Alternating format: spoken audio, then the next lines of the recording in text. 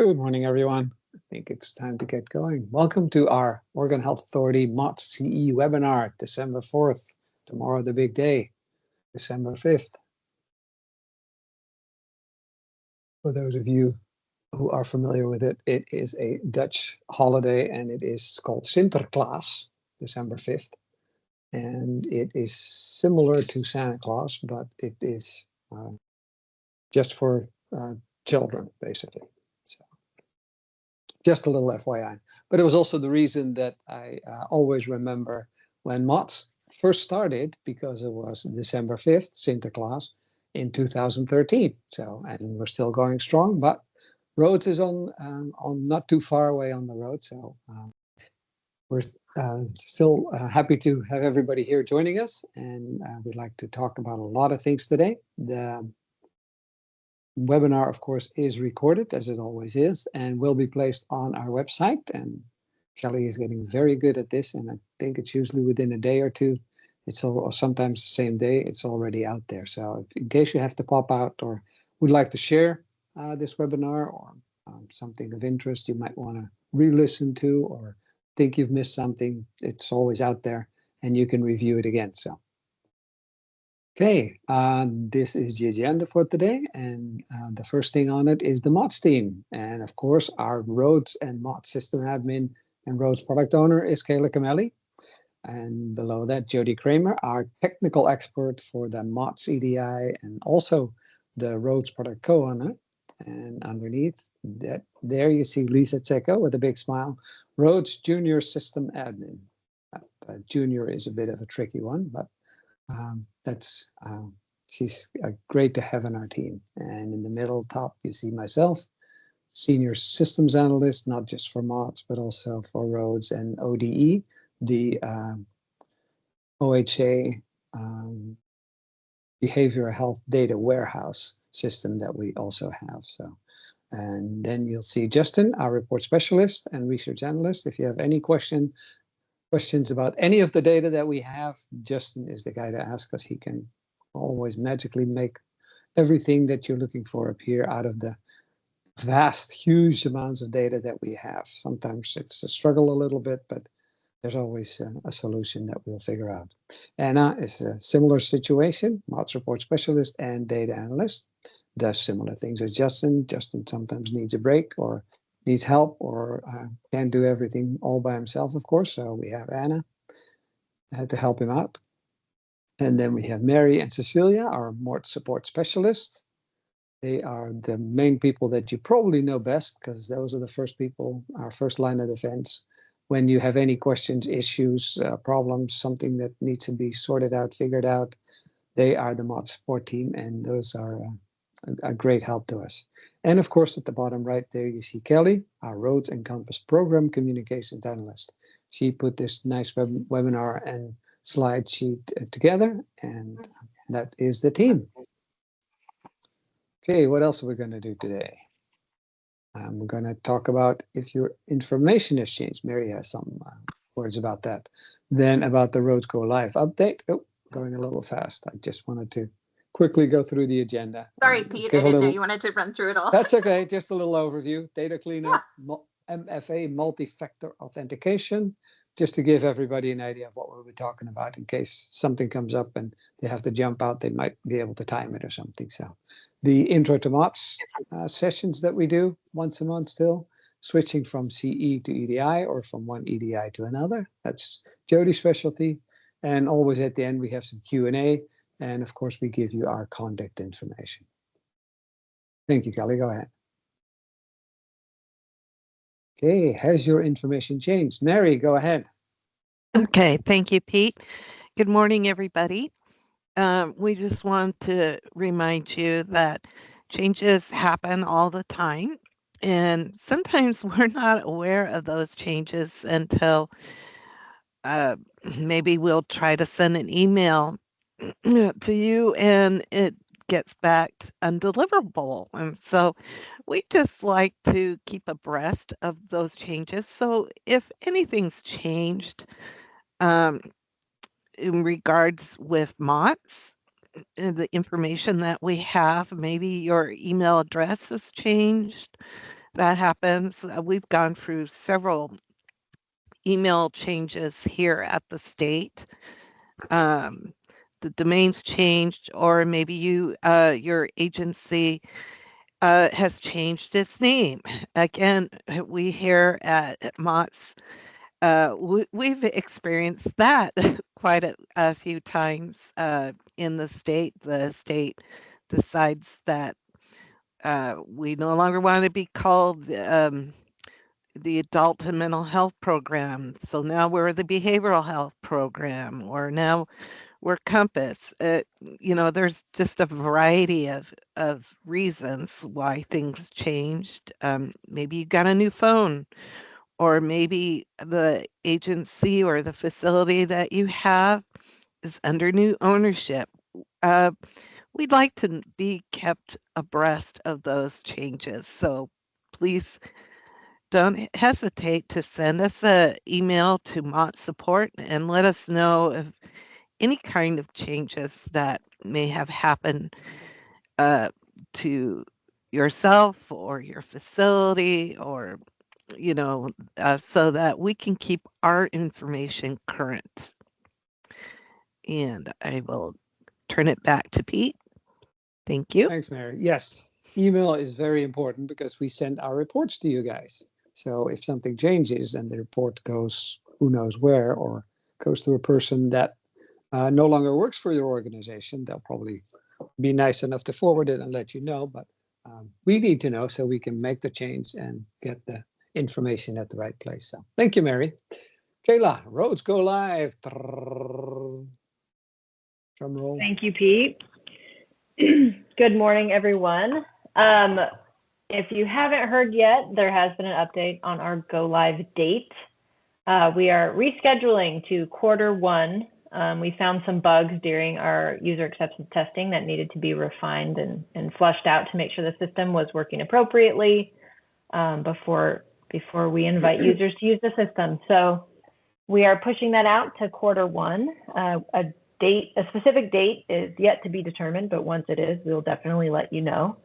And we are working with our contractor to figure out training dates and get some registrations created so that folks can sign up for training.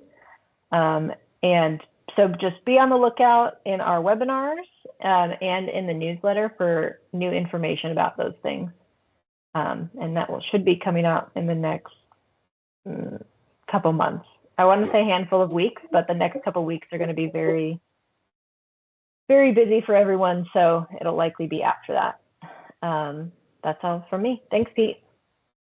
Thanks, Kayla. Yeah, it's going to be pushed out a bit. There's a lot of testing and retesting, and there was a little more things to fix than we were hoping for. So thank you. And who's next on the agenda? It is Jody. Data cleanup. Go ahead, Jody. All right. Yeah, thanks. So yeah, good morning, everybody. As we get preparing for roads, one of the things we've been talking about for all providers, whether you're client entry or your EDI, is that we really are urging folks to get their data cleaned up. And what does that mean? Well, as we go into roads, all of your data, all of your history, all of those things on your client that you've been doing since MOTS started will be moved over into the new roads system. And so if you have clients that are in draft that have been that way for quite some time, I know we reach out to y'all, but if you have some in draft, try to get those finalized and fully submitted as soon as you can. The other thing is if you have clients that haven't been updated in a while, because normally you have to tell us every 90 days at a minimum to give us an update on what's happening with your client, even if nothing's changed, right? So what we are kind of wanting you to kind of look for are maybe clients that are showing as active, but really are closed. And one of the tools you can use to help with this is the active client monitoring report that your organization gets for your facilities in MOTS. They come out once a month. You should have received them probably on Monday. And you can look through that list and kind of compare it with your records and be like, oh, these need to be closed. This is why. And so going in and getting those cleaned up will really help have your data as accurate as possible.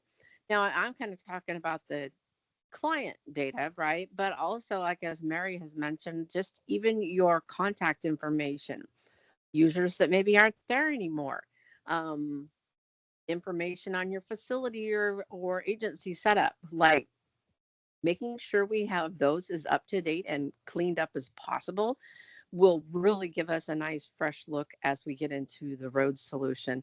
And as you can see on the screen, it says, please clean up your data before the shift to roads. That kind of looks like a little gear shift anyways, from old days of manual transmission cars. But anyways, to reduce technical debt. And basically, if you're like, what in the world is technical debt? Well, that just really ends, it's kind of a term used in the industry that if we knowingly are going into something or allowing things to stay in a certain way, it's kind of like a debt. We know we're going to have to clean it up eventually.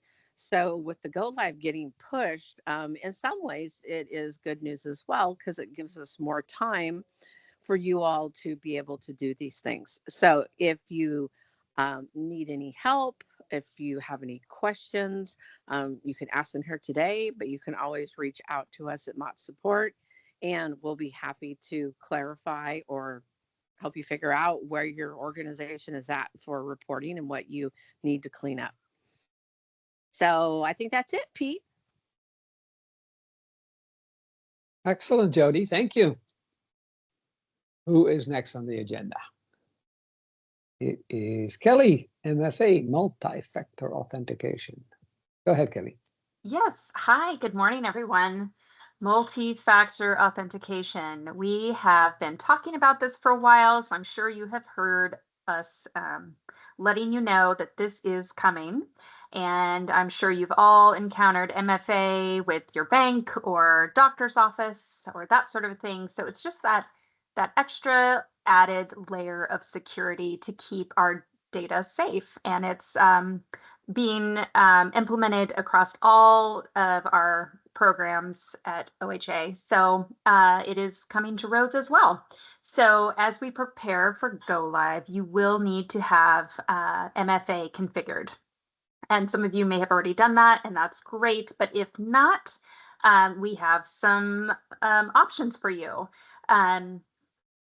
Right now, we are redoing our step-by-step instructions. So those will be coming, hopefully. But in the meantime, OIS is offering MFA support sessions. And these are fantastic because they will walk you through step-by-step and help you get set up. And there are MFA, there are group support sessions, and there are also one-on-one support sessions that you can book. And I'm going to pop the link to these in the chat, and we'll also can send an email to follow up with info about them. But they're usually about 2 a week of the group sessions, and then the one-to-one sessions, there's a link to find time for that. And oh yes, Mary, I see your hand up. Did you want to add something to this? Well, I just got a comment from somebody yesterday that they said that the help session was fantastic and it helped them very much. So great. We're so glad to hear that. If you know somebody that needs their MFA help with their MFA, just recommend that they go to one of these sessions. Yes, this really is the best way forward to get your MFA set up. The OIS tech supports are so helpful, and they work with people who are tech savvy, not tech savvy, all levels, starting from scratch, and will help you get this set up. So that's really, we highly recommend you joining one of these. So, and there are lots of flexible dates, so hopefully you can find something that works for you. If not, please reach out, let us know.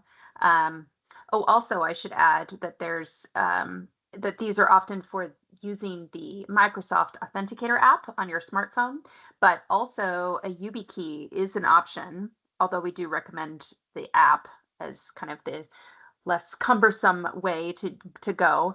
But if you have questions about that or you're not sure, please don't hesitate to reach out. So thank you, Pete. Thank you, Kelly. Yeah, our OIS help desk has been around for quite a while, and they really are very good at helping people doing things step by step. They have a lot of experience helping people of all levels, skill levels. Cool. Okay, next on the agenda is Mary. Again, intro to MOTS. Go ahead, Mary.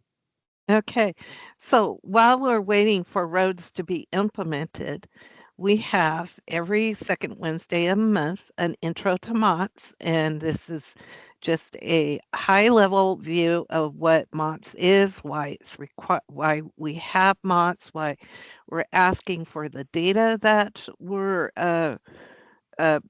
that we want.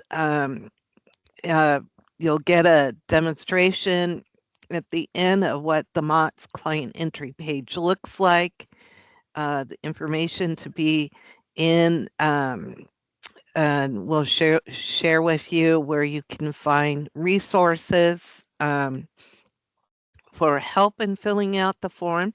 It's also very useful if your facility does EDI, because it gives you get a feel of what type of information that we're looking for. And it gives you an opportunity to ask questions and get clarification about MOTS and our processes. I'm sure that once roads starts, that we'll probably have an intro to roads. But the information that you learn at the intro to MOTS will also be most of it will be transferable to the road system. So our next one is this next Wednesday, December 11th, from 10 to 11 a.m. And we'll put in a registration link for you to join us.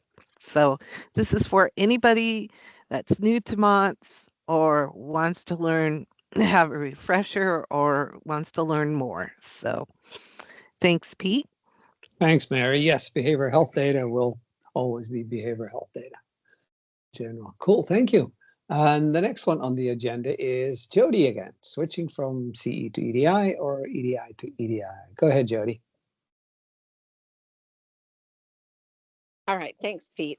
So yes, this is always, it's like a household standard here on our webinars. But one of the things that I kind of want to go over on this is the hit a little bit harder on is, well, number one, let us know if you're going to think about changing or switching from your client entry mode to EDI, let us know.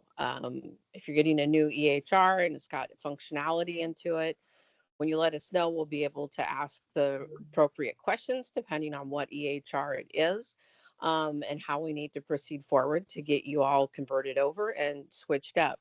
Now, the electronic health records and MOTS functionality is a piece to kind of think about. We have been having quite a few of the new providers coming in that are, selecting EDI because, of course, it definitely seems, very streamlined and whatnot. But we're finding that some of the EHRs have not completely built out the integration to take that data out of the system. So when you are getting new EHRs, if that functionality already being existing is something you're really looking for, really ask some questions around what's the business process for this. How does it work from the time your client comes in the door till somebody actually gets the file or your system gets the file to us? Like, how much staff time is going to be required? Like, who's going to do which steps of the process? And there's definitely no one way that is better than another. There are just differences in workflows. If you do have one of those EHRs and you find out, well, no, they don't fully have any type of EDI for MOTS right now / roads, get them in contact with us if that's something that you and they want to explore.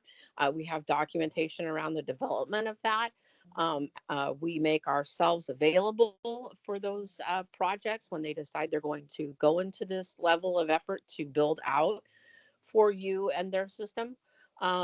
So just, yeah, really, really ask some questions around that. We do have a list of known ones that have been submitting to MOTS in alphabetical order because we do not have any preference. We just know that um, they need to meet certain specifications so MOTS knows what in the world it's reading. So just wanted to kind of touch on that just a little bit more. Um, if you are going to be moving, we're going to talk about your project timing. We're going to talk about the process for switching your data submission, like when you'll stop doing client entry and when we will turn on the EDI. We also will talk about a secure file transfer protocol setup.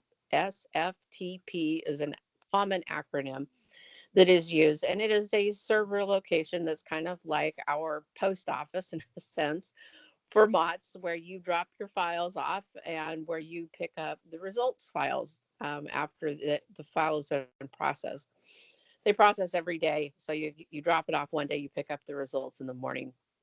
So I was kind of stumbling there in my brain. So anyways, client ID considerations, we'll talk about that. We'll talk about what facility you're currently using and how you would like to move into EDI. We may have to change your client IDs to match your new EHR system. If you are going to a new EHR, some of them will be able to take like a data export from us of your current MOTS information. So if you get into, as we talk through your process, we'll always ask questions of that because sometimes that's super helpful. We will encourage you to define your business processes as you go through this so that when you are done testing your files through EDI, because we're going to test them first because we want to make sure they're right, because we definitely don't want a lot of technical debt from stuff coming in that's not quite aligned. So we'll test as we're testing the files and going through your certification process is what it's called.